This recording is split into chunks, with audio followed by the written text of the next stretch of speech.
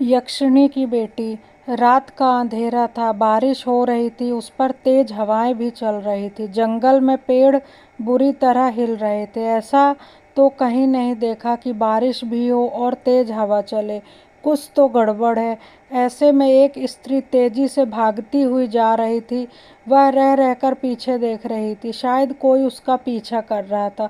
उसकी गति बहुत तेज थी, इतनी तेज थी कि बस बरसात के कच्चे रास्ते में भी वह बहुत ही तेजी से चल रही थी। जंगल में किसी स्त्री का ऐसे भागना बड़े आश्चर्य की बात है, वो भी ऐसी सुंदर स्त्री जिसे देखकर किसी का भी ईमान डोल जाए। सहज ही अंदाजा लगाया जा सकता है कि वह किसी पुरुष से बचने की कोशिश कर रही थी। उस स्त्री ने महंगा लहंगा चुनरी पहना हुआ था और सिर पर ओढ़नी भी ओढ़ी हुई थी। उसके शरीर के गहने चमक रहे थे। जब बिजली गड़गड़ाहट हो रही थी तो उसके गहने भी चमकने लगते थे। उसके कपड़े भी भीगकर काफ़ी गीले हो गए थे। ठंड काफ़ी हो गई थी, लेकिन उसे इन सब का कोई एहसास नहीं था। वह केवल दौड़ती ही चली जा रही थी। जब वह काफ़ी आगे निकल गई तब उसका पीछा करने वाले नजर आए। वो लोग संख्या में 7 थे। काले कपड़े पहने हुए पुरुष, हाथ में लाठी, तलवार, झोली में कुछ सामान लिए हुए थे। उनके माथे पर बड़े बड़े तिलक लगे थे जो बरसात से काफ़ी हद तक धुल चुके थे। उनके सिर के पटके से लेकर उनके कपड़े तक सब पानी से तरबतर थे। पहली नज़र में ही वे तंत्र साधक नजर आ रहे थे। वे सब तांत्रिक अमोघानंद नाथ के शिष्य थे और इस जंगल ने उनकी आज्ञा से ही आए हुए थे। तांत्रिक अमोघानंद नाम का इस क्षेत्र में बहुत ही प्रचलित तांत्रिक था। लोग उससे प्रभावित भी थे और डरते भी थे। असामान्य शक्तियों के स्वामी थे वो। काफ़ी लोग कई समस्या होने पर अपने पास निवारण ना पाने के लिए उनके पास ही जाते थे। उनकी कमज़ोरी थी नवीन शक्तियों के प्रति आसक्ति। वे सदा कुछ बड़ा प्राप्त करना चाहते थे। इसी के चलते आज उनके शिष्य उस स्त्री के पीछे लगे थे। वे लोग भागने के कारण हाँफ रहे थे, लेकिन उसका पीछा नहीं छोड़ रहे थे। अरे भाई, कब तक इसका पीछा करना है? यह तो हाथ ही नहीं आ रही। उनमें से एक ने थक कर कहा। वह सबसे युवा था, नया नया आश्रम में भर्ती हुआ। सदानंद, हमें इसे लेकर ही लौटना है। हम खाली हाथ नहीं जा सकते, गुरुदेव की आज्ञा है। दूसरे ने कहा दृढ़ स्वर में। पर यह तो हमारे हाथ ही नहीं आ रही। कितनी देर से हम इसका पीछा कर रहे हैं, लेकिन इसकी परछाई को भी नहीं पकड़ पा रहे। यह तो ऐसा लग रहा है जैसे हवा में तैर रही हो, एक शिष्य ने कहा। असल में वह मायूस हो गया। इतनी देर भागते भागते उसका दम फूलने लगा और वह आगे बढ़ने में असमर्थ था। जो भी हो, हमें उसे पकड़ना ही होगा, यह समझ लो। दूसरे गुरु भाई ने अपने गुरु भाई से कहा। मैं नहीं जानता, आगे मेरे से नहीं चला जाएगा, तुम लोग जाओ। सहानंद ने दूसरे गुरु भाइयों से कहा। अरे तू पागल हो गया है क्या? हम इसका पीछा नहीं छोड़ सकते, चल भाग, जल्दी कर। दूसरे ने उसका हाथ पकड़ा और खींचने लगा। तभी दूसरा बोला, नहीं भाई, मैं नहीं जा सकता, मेरा दम निकल गया, तुम लोग जाओ, उसने कहा और वो वहीं पर बैठ गया। बाकी लोग पहले से ही आगे निकल चुके थे। दूसरा वाला भी खींच कर उसे वहीं छोड़कर भाग गया। सहानंद वहां से उठकर उसने एक बड़ा छायादार पेड़ देखा। उसके पास जाकर ऐसी जगह चुनी जहां बरसात का पानी नहीं गिर रहा था।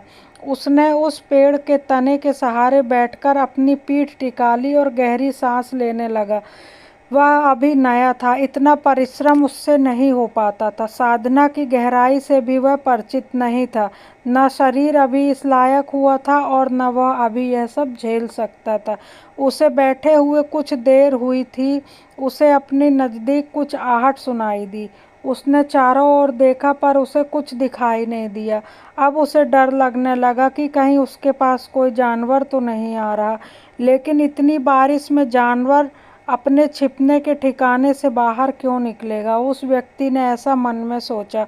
फिर भी वह सतर्क होकर बैठ गया और चारों ओर देखने लगा। फिर उसे आवाज़ आई तो उसने लाठी पर अपनी पकड़ मजबूत कर ली। जैसे ही वह आवाज़ उसके नज़दीक आई उसने अपनी लाठी चला दी, लेकिन आश्चर्य की बात यह थी कि यह लाठी किसी को भी नहीं लगी। वह खाली गिर गई ज़मीन पर और सीधे ज़मीन पर लगी। उसकी आंख आश्चर्य से तब फटी की फटी रह गई जब उसने अपने सामने उस स्त्री को खड़े देखा जिसका पीछा वो लोग कर रहे थे। उसने उसका चेहरा तो नहीं देखा था, लेकिन उसके कपड़े से उसे पहचान गया। यह कहाँ से आई? यह तो आगे भाग गई थी और बाकी गुरु भाई भी तो इसके पीछे गए थे। वे सब कहाँ गए? लौटे क्यों नहीं अब तक? वह बुदबुदाया अपने ही मन में और थोड़ा परेशान हुआ। वह औरत उसके नज़दीक आ गई और उसके चेहरे पर क्रोध के भाव थे, मानो वह उसे नुकसान पहुंचाना चाहती हो। उसके चेहरे को भाव देखकर असहज हो गया। उसके अंदर से सिहरन होने लगी। एक अकेली असहाय औरत से कैसा डर, यह कुछ समझ नहीं आ रहा था। कुछ सोचकर उसने अपनी लाठी फेंक दी, उठ खड़ा हुआ। उस स्त्री की ओर देख प्रणाम करते हुए उसने कहा, देवी प्रणाम, इतनी बरसात में आपको कष्ट दिया उसके लिए क्षमा प्रार्थी हूँ। उस स्त्री ने यह सुनकर ठिठक गई और उसकी आंखों में झांकने लगी। कुछ पल बाद मुस्कुराई और थोड़ा दूर हटकर खड़ी हो गई। सहस्नंद ने उसे गौर से देखा। वो बहुत ही सुंदर थी। उसके चेहरे में बहुत ही आकर्षण था। उसने बहुत ही सुंदर गहने पहने हुए थे। वो उसे आश्चर्य, इतने अंधेरे में वह उसे ठीक से देख नहीं पा रहा था, फिर वह भी उसे बहुत गौर से देख रही थी। देवी कौन हो तुम? यहाँ क्यों आई हो? उसने पूछा। पहले तुम बताओ कि तुम कौन हो, मेरा पीछा क्यों कर रहे हो? उस औरत ने कहा तो वह व्यक्ति चौंक गया। वह उसे पहचान गई थी कि वह पीछे करने वाला व्यक्ति उनमें शामिल। पहले तुम बताओ कि तुम कौन हो और मेरा पीछा क्यों कर रहे हो, उस औरत ने कहा तो वह व्यक्ति चौंक गया। क्या कि वह औरत उसे कैसे पहचान गई कि वह पीछा करने वाले में शामिल था? क्या औरत अब उसे नुकसान पहुंचाएगी? सनानंद डरा हुआ था, बोला, मेरा नाम सनानंद है। मैं तांत्रिक अमोघनाथ का शिष्य हूँ। अपने गुरु की आज्ञा से मैं आपके पीछे आया हूँ। उसने डरते डरते बोला। उसे डर था कि वह कहीं यह सुनकर नाराज न हो जाए। अच्छा, पर तुम्हारे गुरु को मुझसे क्या लेना देना है? वह क्यों मुझे पकड़ना चाहते? उसने बहुत ही रोष में उस स्त्री ने कहा। तो हमारे गुरुदेव की आज्ञा थी कि आपको पकड़कर उनके पास लाएं। मुझे बस इतना ही पता है, उसने विनीत स्वर में कहा। तुम लोगों को जरा से भी शर्म नहीं है? किसी स्त्री का पीछा करना इतना अशोभनीय कृत्य है, तुम्हें पता है? उस स्त्री ने पूछा। हाँ, मुझे पता है देवी, लेकिन मेरे गुरु की आज्ञा थी तो मुझे इसका पालन करना ही पड़ा।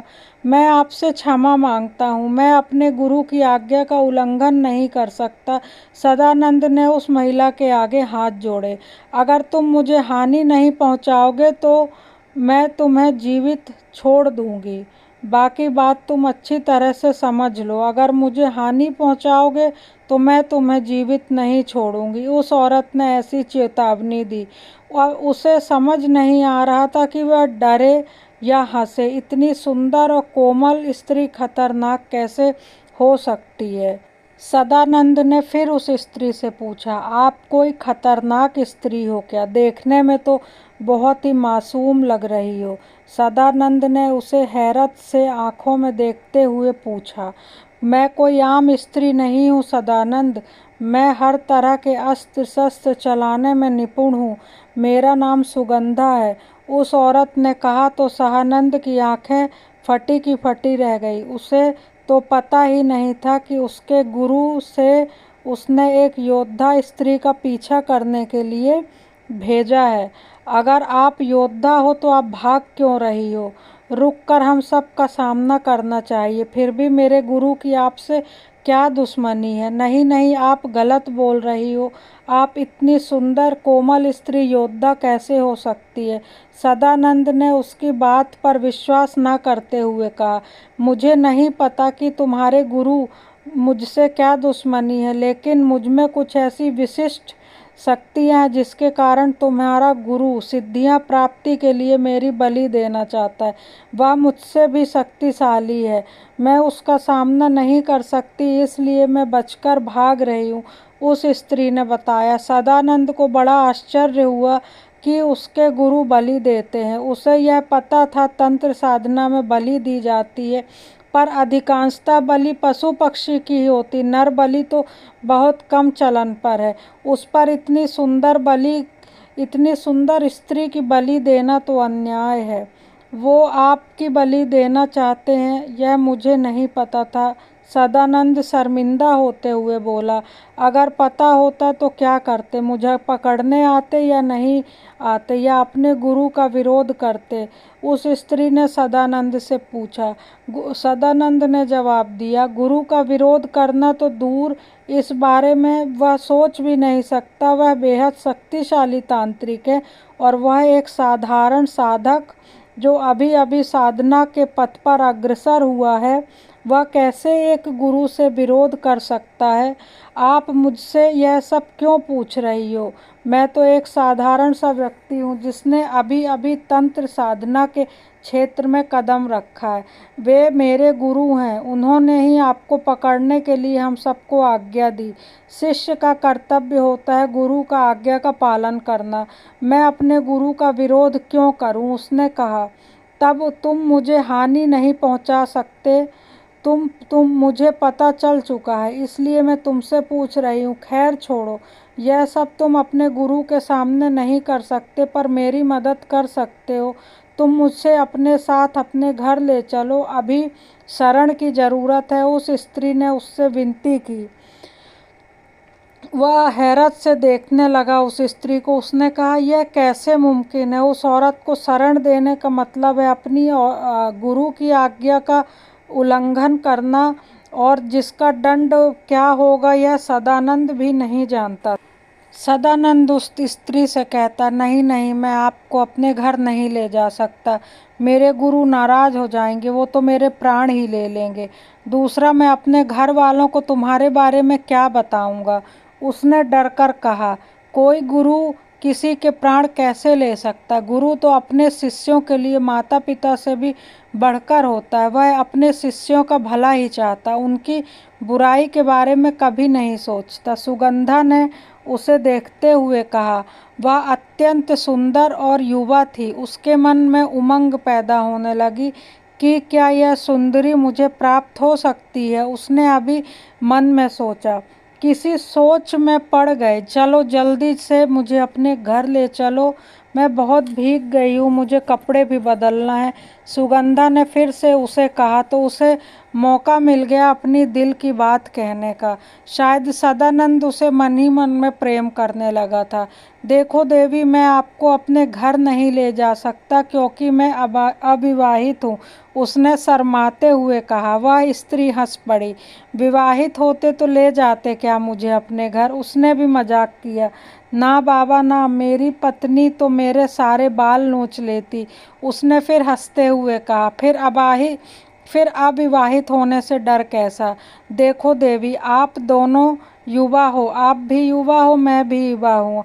हम किसी रिश्ते के साथ एक साथ समाज में रह सकते हैं, बिना रिश्ते के हम इस समाज में नहीं रह सकते। मुझे समाज का डर नहीं है, सुगंधा ने अडिग स्वर में कहा। मुझे है देवी, इसलिए मैं आपको अपने घर नहीं ले जा सकता। वैसे भी गुरुदेव, अपने गुरु भाइयों को क्या जवाब दूंगा जब कि मैं आपको अपने साथ ले गया? आपके साथ कहीं नहीं जाना, उसने दृढ़ स्वर में कहा। आप उसकी बात सुगंधा से खींच गई। सुगंधा को बहुत गुस्सा आई।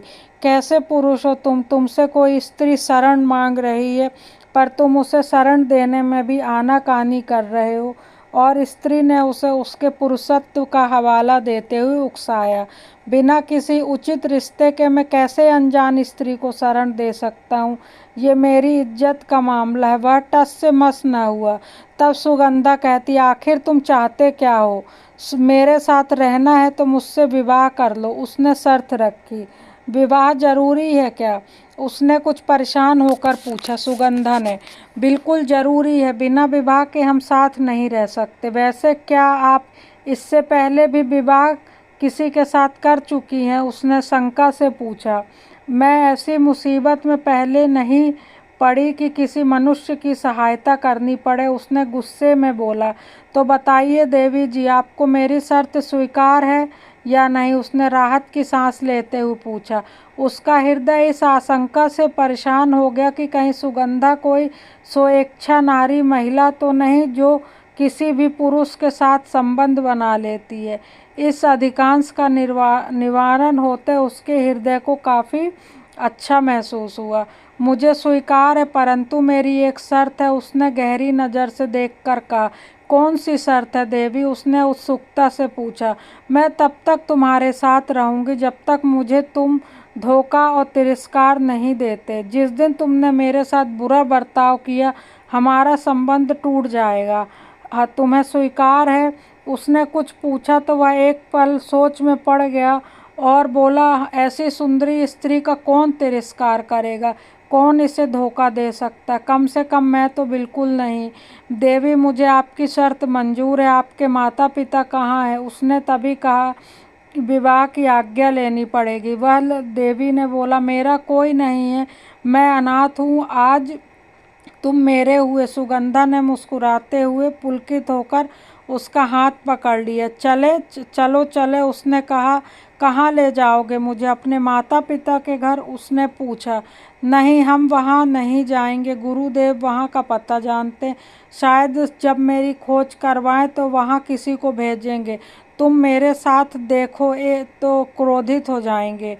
सुगंधा, हम कहीं और जाएंगे और अपने प्रेम की कुटिया बनाएंगे। उसने ऐसी योजना बनाई। अरे वाह देवी से सीधे सुगंधा, बड़ी जल्दी आप तो तुम पर आ गए, उसने मुस्कुरा कर कहा। अब तुम परिचित स्त्री नहीं, मेरी होने वाली पत्नी हो। तुम्हारा नाम लेना तो मेरा अधिकार है। तो क्या मैं तुम्हारा नाम ले सकती हूँ? उस सुगंधा ने चिढ़ते हुए कहा। जरूर ले सकती हूँ, एक बार प्यार से नाम पुकारो, उसने अनुरोध किया। सुगंधा ने प्यार से बोला, सदानंद। उसने अपनी मीठी आवाज़ से जब उसका नाम लिया तो सदानंद का तो हृदय ही भाव से भर उठा और वह उसकी तरफ बढ़ा और हंसता हुआ पीछे पीछे भागने लगा। इस वक्त दोनों को ही कोई डर नहीं था, न कोई बोझ था, न चिंता। वे इस वक्त सुखी प्रेमी प्रेमिका की भांति अपने आप में मगन थे। सदानंद और सुनंदा अपनी प्रेम की कुटिया बनाने निकल चुके थे। उधर अपने आश्रम में अपनी कुटिया में बैठे तांत्रिक अमोघ नंद को चिंता हुई, उनके शिष्य अभी तक उस स्त्री को पकड़ कर क्यों नहीं लाए। इतनी देर होने लगी, जाने क्या हुआ होगा। वे वैसे भी उसकी शक्तियाँ कुछ कमज़ोर तो पड़ गई थी, वह काबू में आ गई होगी, उसने धीरे से बुदबुदाया। और जब देर हो गई तो उसका धैर्य का बांध टूट गया। उसने अपने एक और शिष्य को आवाज़ लगाई, अतुल्यानंद। उसकी आवाज़ सुनते ही शिष्य तुरंत आया। जी गुरुदेव, हाथ जोड़कर। यह लोग कहाँ रह गए? अभी तक लौटे कौन नहीं? गुरुदेव, वह लोग अभी तक नहीं लौटे, उनकी कोई सूचना नहीं है। मैं अभी कुछ पता नहीं लगा पा रहा हूँ, उन शक्तियों तक नहीं पहुँच पा रहा हूँ। अगर सुबह तक नहीं आए तो जंगल में उनकी खोज करनी पड़ेगी। आपको अंदेशा है क्या गुरुदेव? उस शिष्य ने अपने से पूछा। अगर हाँ, वो लोग वापस नहीं आए तो समझ लेना कि उनके साथ कोई दुर्घटना हो गई। गुरुदेव ने ऐसी लंबी सांसें छोड़ते हुए कहा। दुर्घटना कैसी? बेटा, वह बहुत ही बलशाली स्त्री है, उसका बुरा कोई वह नहीं कर सकता। वह स्त्री किसी के साथ कुछ भी कर सकती है। पर गुरुदेव, आपने तो कहा था कि वह साधारण स्त्री है जिसमें कुछ विशेषताएं हैं। उसकी बलि की पूजा आज के लिए अनिवार्य है। वह इतने पुरुषों को मौत के घाट उतार सकती है, उसने विश्वास से कहा। वह कोई साधारण स्त्री नहीं, वह यक्षिणी मायावी है। उसने रहस्य खोला। गुरुदेव, आपने यह बात पहले क्यों नहीं बताई? अगर उन लोगों को बताते तो वह सावधान हो जाते, इसीलिए तो नहीं बताई। अगर उन्हें बता देता तो शायद वह उन्हें अपने बस में करने की कोशिश करती। तुम्हें पता, यक्षिणी को अपने बस में करने के लिए हमेशा साधक तैयार रहते हैं। ऐसा कहकर शिष्य को कुछ धक्का सा लगा। नहीं गुरुदेव, आपका कोई शिष्य ऐसा नहीं जो आपकी उल्लंघन करे। आप जैसा कहेंगे वैसा ही होगा, आप विश्वास रखिए। जैसा नहीं चाहते हैं वैसा इस बार नहीं हुआ, कुछ तो गड़बड़ हुई, वरना वह लोग वापस आ जाते। गुरुदेव ने बहुत ही चिंतित स्वर में बोला, आज का खास मुहूर्त भी अब टल चुका है, अब किसी दिन और पूजा की योजना बनानी पड़ेगी। अब बाकी शिष्यों की खबर दी गई। शिष्य जंगल में गए थे लेकिन उनका कुछ भी पता नहीं चला। समय काफ़ी बीत गया। अब सहजनंद और सुनंदा एक कुटिया बनाकर उसमें रहते थे। दोनों ने विवाह भी कर लिया था। अब सुनंदा सहजनंद के साथ बहुत खुश थी। वह उसे बहुत ही प्रेम करती थी, वह भी उसे प्रेम करता था। लेकिन जैसा कि हर पति पत्नी के झगड़े में होता है, कभी न कभी कोई नोक झोंक, ऐसे ही सुनंदा और सहजनंद के बीच, उन दोनों के बीच नोक झोंक हो गई। जब नोक झोंक बातें में ज़्यादा बढ़ गई तो उस यक्षिणी को बहुत ज़्यादा क्रोध आ गया और क्रोध में आकर उस यक्षिणी ने सहजनंद का सिर फोड़। सुगंधा ने लाश को इतनी बुरी तरह से क्षतिग्रस्त किया था और वह वहाँ से चली गई। और क्योंकि उसने उससे वादा लिया था कि जिस दिन तुम मेरा तिरस्कार करोगे, अपमान करोगे, उस दिन यह रिश्ता ख़त्म हो जाएगा। अगले दिन सदानंद की लाश बहुत ही क्षत विक्षत अवस्था में मिली। यह खबर उनके गुरु अमोघ नंद को मिली। जब अमोघ नंद ने उसकी लाश देखी तो वह समझ गए कि सुगंधा ने इसे अपने वश में कर लिया था और यह इतने समय से सुगंधा के साथ छुप कर रह रहा था और शायद इसने कुछ ऐसी गलती की जिससे सुगंधा को क्रोध आ गया और उसने गुस्से में उसको मार डाला। ऐसा सोचकर गुरुदेव अपनी कुटिया को वापस चले गए और उन्होंने अपनी शिष्यों को फिर से समझाया कि कभी भी यक्षिणियों के वश में नहीं आना चाहिए, ये बेहद ही खतरनाक होती हैं।